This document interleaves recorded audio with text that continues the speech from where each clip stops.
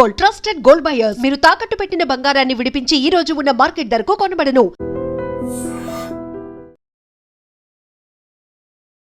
Hi ma'am. Hi. So మీరు ఎప్పుడు చెప్తూ ఉంటారు కదా, అంటే అబ్బాయిలు బ్రేకప్ చెప్తున్నారు అంటారు, ఒకసారి అమ్మాయిలు బ్రేకప్ చెప్తున్నారు అంటారు. అసలు మీరు ఎటు సైడ్ ఉన్నారో కూడా అసలు నాకు అర్థం కాదు, ఆడియన్స్ అసలు అర్థం కాదు. నాకు చాలా డౌట్ ఉంటుంది. సో ఇప్పుడు జడ్జెస్ గురించి కూడా చెప్తున్నాం, మనం ఎక్కువ జడ్జెస్ గురించి మాట్లాడుతున్నాం కదా. సో జడ్జెస్ లో కూడా రియల్ లవ్ ఉంటుంది, చాలా మందిలో ఉంటుంది. సో అసలు మీ దృష్టిలో వీళ్ళిద్దరు చాలా ప్యూర్, మంచి ప్రేమ ఉందిరా వీళ్ళ మధ్యలో, వీళ్ళు మంచి కపుల్ అని ఎప్పుడు అనిపిస్తుంది? అంటే వాళ్ళు ఏ స్టేజ్ లో ఉన్నప్పుడు అనిపిస్తుంది మీకు? చాలా బ్యూటిఫుల్ క్వశ్చన్ అడిగావు. నువ్వు ఇందాక నుంచి అడుగుతుంటే చెప్పినా అర్థం కాదులే అని నేను తోసిపెట్టేస్తున్నాను, కానీ నువ్వు పట్టు అడిగావు ఈ క్వశ్చన్ ఎపిసోడ్ చేద్దామని, కాబట్టి I will definitely tell. So love గురించి తెలుసుకోవాలని ఉందా, లేదా ఇద్దరు వ్యక్తులు లవ్ చేసి జీవితాంతం కలిసి ఉండటం గురించి తెలుసుకోవాలని ఉందా? ఇద్దరు వ్యక్తులు జీవితాంతం కలిసి ఉండడం గురించి తెలుసుకోవాలి. Exactly, that's a beautiful point. Okay, పాతకాలంలో పెళ్లి అనేవాళ్ళు దాన్ని మా ఊర్లో, అంటే ఇప్పుడు కూడా అదే అంటున్నారు అనుకుంటున్నా.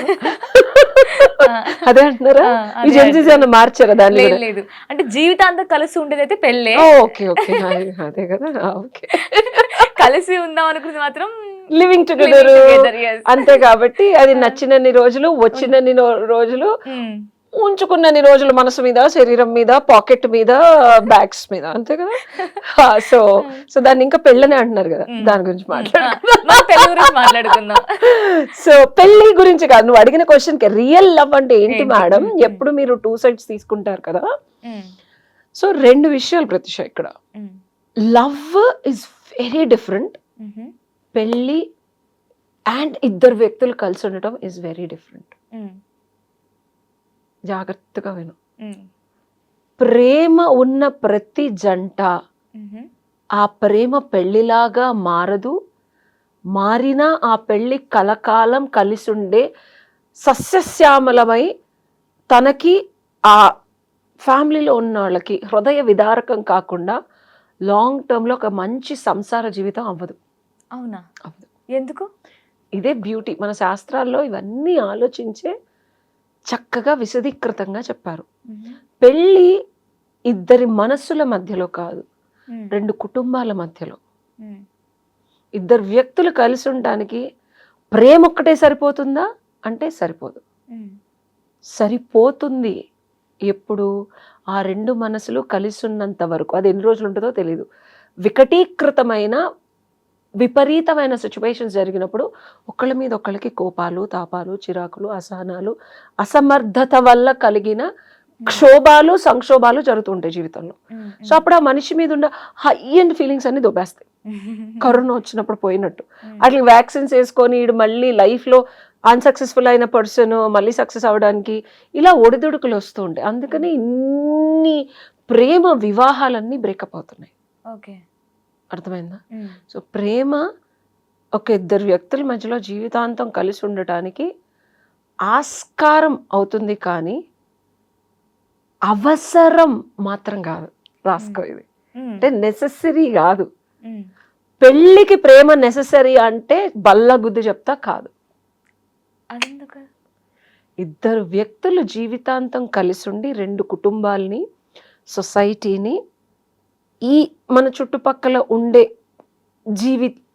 జీవించే జరచరాదుల్ని సస్యశ్యామలంగా కాపాడటానికి సొసైటీ సృష్టించుకున్న ఒక మంచి కట్టుబాటు మన హిందూ కుటుంబ వ్యవస్థ. అంటే భార్యాభర్తలుగా ఈ అమ్మాయిని ఇతనే ఏలుకుంటాడు, ఇతని వల్ల మాత్రమే సంసారం చేస్తే పుట్టే ఇతని బిడ్డలు, లెజిటిమేట్ ప్రాజినీ, కర్త అంటే కుటుంబం యొక్క హెడ్, ఆయన ఈ కుటుంబాన్ని నడిపిస్తాడు. వాళ్ళకి కావాల్సిన సామాన్లు, తినటానికి, ఆస్తులు పెరగటానికి, బంగారము అన్నీ ఈయన పిల్లలకి కావాల్సినవి సమృద్ధిగా సంపాదించి పెడితే ఈయన మాట వింటే వీళ్ళకి ఇది వస్తుంది. ఈజ్ అ కట్టుబాటు అండ్ సిస్టమ్. ఇప్పుడు ఏమైతుంది అంటే ఈ పెళ్లి సిస్టమ్ అనేది ప్రేమ లేకుండానే ఈ కుటుంబం కోసం, ఈ సొసైటీ కోసం అడ్జస్ట్ అయ్యి బతకాల్సిన అవసరం లేదు. ఎవడు ఉంటున్నాడు, ఎందుకు ఉండాలని అంటున్నారు. అమ్మాయిలు అంటున్నారు, అబ్బాయిలు అంటున్నారు. తుక్కలోది పెళ్ళన్న పేరుతో మాకేంది ఇల్లు అంటున్నారు. అందుకే విడాకులు అవుతున్నాయి, అందుకే పిల్లలు పుట్టినా సరే ఇంకొకళ్ళ బాయ్ ఫ్రెండ్స్ తో ఉంటున్నారు, కుక్కర్లు డ్రమ్ములు అలా పలు విధాల సాధనాలను వెతుక్కుంటున్నారు. అంటే ఆ డ్రమ్ముల బిజినెస్ కూడా బాగా అవుతుంది అనుకుంటా.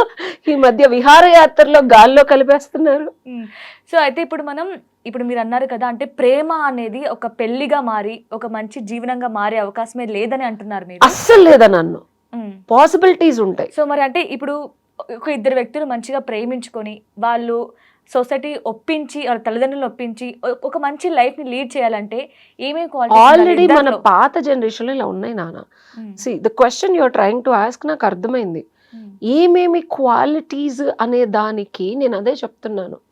రేర్ కేస్ సినారియోస్ అమాల్గమేషన్ జరిగినప్పుడు ఇద్దరు క్వాలిటీ వ్యక్తులు కలిసి ఉండి కమిటెడ్గా ఉండి జీవితంలో ఏది జరిగినా ఎన్ని ఒడిదుడుకులు వచ్చినా ఇబ్బందులు వచ్చినా వదలకుండా కట్టుదిట్టడి చేసే సంస్కృతి సంప్రదాయం పెళ్ళి.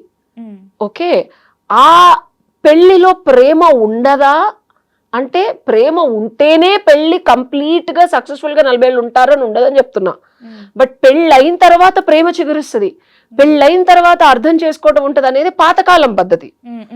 అండ్ పెళ్ళైన తర్వాత ప్రేమ చిగురుస్తుంది కాబట్టి ఎవడి మీద పడితే వాడితో ఎవరితో పడితే వాడితో కూడా చిగురుస్తుంది అంటున్నారు ఇప్పుడు. మరి ఆ చిగురాకు చాటు చిలక తొలి పలుకులు నీవేగా అంటే ఎవడు పలికినా వీడు పలుకుతుంటే ఎవడేం చేస్తాడు చెప్పు అంటున్నానని కాదు, కామెడీగా ఉండొచ్చు కానీ రియాలిటీ ఇదేనా కాదా?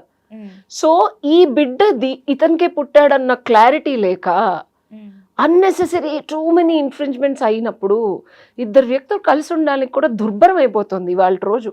ఎన్ని డివోర్స్ కేసులు, ఎన్ని ఎక్స్ట్రా మ్యారిటల్ అఫైర్స్, ఎన్ని కాంప్లికేటెడ్ రిలేషన్షిప్స్ వస్తున్నాయి. ఆన్ అండ్ యావరేజ్ నేను రోజుకు ఒక 10 మంది క్లయింట్స్ నాకు టైం లేక అపాయింట్మెంట్స్ కూడా 2-3 days నేను నెక్స్ట్ డే ఇస్తున్నాను. ఇట్స్ బికాస్ పెళ్ళి అంటే నాన్న ఇద్దరు వ్యక్తులు మిడిల్ ఏజ్, ఆ తర్వాత ఇంకొంచెం ఏజ్ పెరుగుతుంది, రోగాలు వస్తాయి, రోస్టులు వస్తాయి, పిల్లలు పెద్దవాళ్ళు అవుతారు. ఇద్దరు కలయిక వల్ల ప్రకృతి సహజంగా పుట్టే ధారకమైన బిడ్డల్ని కూడా చూసుకుంటూ వాళ్ళు ముందుకు తీసుకెళ్తారు. ఇది ఒక పెళ్లి అంటే. పెళ్లి లేకుండా కూడా బతకలేరు అంటే మస్తు బతుకుతాం రబాయ్, మస్తుంది.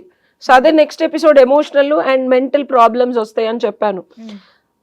బట్ కలిసి ఉండి ఏజింగ్ అయ్యేటప్పుడు ఒకళ్ళకొకళ్ళు తోడుగా, ఒకళ్ళకొకళ్ళు నీడగా, ఒకళ్ళు మార్పుల్ని కూడా యాక్సెప్ట్ చేస్తూ, ముసలితనంలో ఇవి వస్తాయి, డబ్బులు పోతాయి, లైఫ్లో యాక్సిడెంట్ ఏదో అవుద్ది, కాలు ఇరిగిపోద్ది, అయినా నువ్వు వాళ్ళని వదిలేసి ఉంటావా?